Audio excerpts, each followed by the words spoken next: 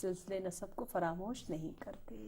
اور شام کے اس دربار میں جہاں آپ کو ان تمام جاہلوں کے سامنے، جہاں ہر ملک سے کچھ نمائندے آئے ہوئے تھے اور بہت ہی بڑا ڈرامہ رچایا ہوا تھا، یہ بتایا ہوا تھا یہ کون لوگ ہیں، تو ان سارے ڈراموں کو ختم کرنا تھا اور حقیقت لوگوں کے سامنے بیان کرنی تھی اور امامت کے نور سے لوگوں کو منور کرنا تھا.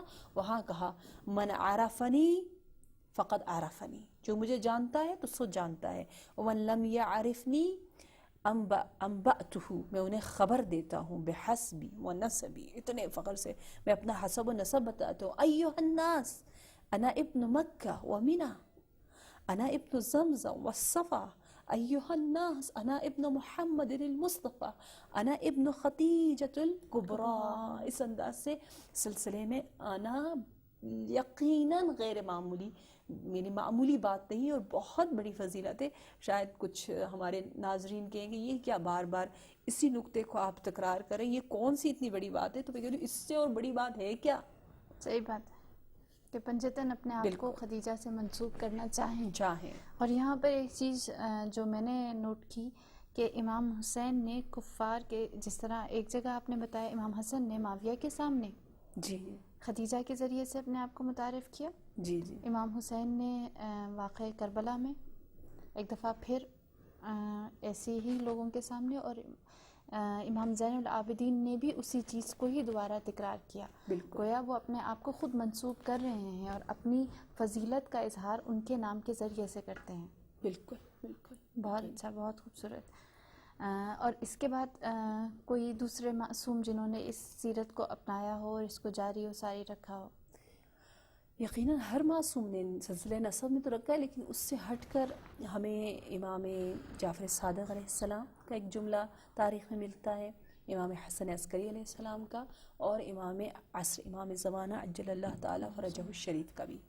بہت مختصر سا کہ جہاں امام جعفر صادق علیہ السلام فرماتے ہیں کہ میری جدہ وہ ہے، خدیجہ وہ خاتون ہے جو خواتین پہلے تو قریش کی سیدہ تھی اور پھر سیدہ بنی، اور جس کے رشتے اس زمانے کے تمام رؤساء اور امیروں نے بھیجے، اور لیکن میری جدہ نے اپنی آئندہ نگری کی وجہ سے اور بصیرت کی وجہ سے، باقاعدہ اس طرح سے کہہ رہے ہیں کہ اپنی اس بصیرت کی وجہ سے نبی کو اپنی زوجیت میں لیا، کیونکہ وہ پیغمبر کے متعلق بشارتوں کو کتب آسمانی سے جانتی تھی.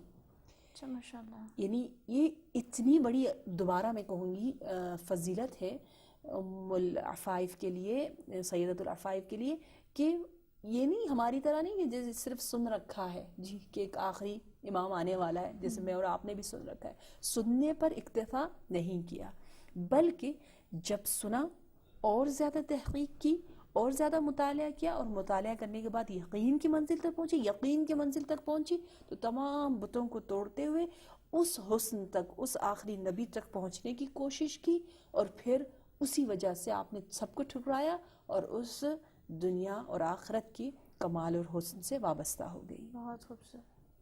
جی یعنی کہنے کا مقصد یہ ہے کہ ہمیں بھی جستجو کرنی چاہیے. بالکل، یعنی صرف سننا کافی نہیں، اگر ہم سننے کے بعد اپنے آپ کو یقین کی منزل تک پہنچائیں تو پھر پتہ چلے گا، جب آنے والا آئے گا ہمارے زمانے میں بھی، تو پھر پتہ چلے گا کہ کون ختیجہ وار، ختیجہ کی طرح لبیک لبیک کہتا ہوا اولین تصدیق کرنے والوں میں سے ہوگا، کون سابقون السابقون کی فہرست میں اپنا نام لکھوا سکے گا. بہت خوبصورت. جہاں پر آپ نے ذکر کیا ہے امام صادق کا، وہاں پر امام حسن عسکری سے کوئی روایت آپ کے؟ جی ہاں، امام حسن عسکری علیہ السلام کی بھی مناجات ہے. بات اتنی حسین ہے، خوبصورت ہے کہ آپ نے بھی اپنی مناجات میں اپنی جدہ کو، ماں خدیجۃ الکبریٰ کو یاد رکھا ہے. قرب السند جو کتاب ہے اس کے صفحہ نمبر 325 میں یوں ملتا ہے، فصلى عليها وعلى امها خدیجۃ الکبریٰ، کہ خدایا فاطمہ اور ان کی ماں خدیجۃ الکبریٰ پر درود بھیج.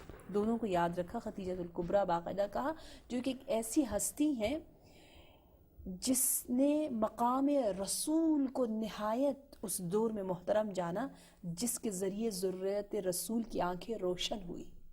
یعنی وہ واحد ہستی کہ جس نے ذریت رسول کو نہ صرف ادامہ دیا بلکہ ان کے وجود سے ابھی تک معصومین اپنے آپ کا تعارف کروا رہے ہیں.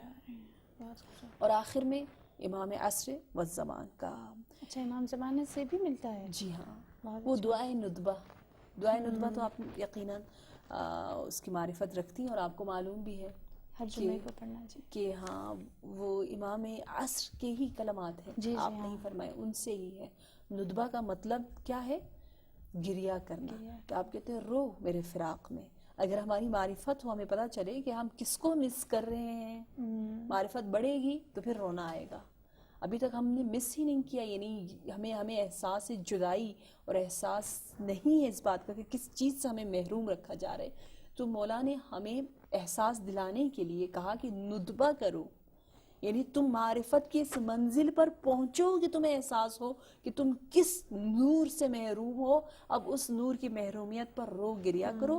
گریا کرتے ہوئے یہاں پر اس مقام پر آ کر وہ صفت جس کا ہم نے ایک مرتبہ پہلے بھی ذکر کیا ہے، کہا کہ اینا ابن نبی المصطفیٰ وابن علی المرتضیٰ وابن خدیجۃ الغراء وابن فاطمۃ الکبریٰ.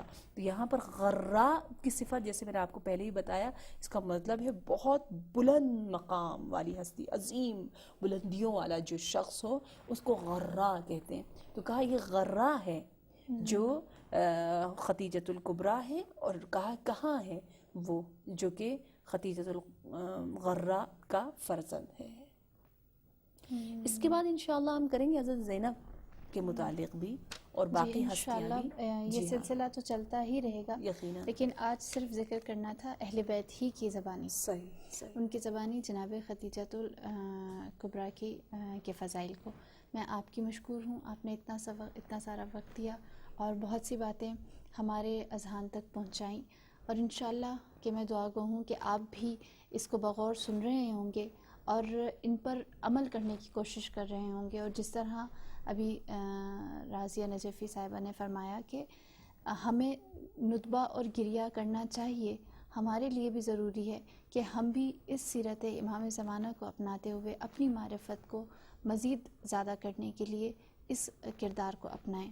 امید ہے کہ اگلے ہفتے پھر ملاقات کریں گے اور پھر آپ لوگ ہمیں جوائن کریں گے. انشاءاللہ پھر ملاقات ہوگی اسی سفر کو جاری رکھتے ہوئے. خدا حافظ.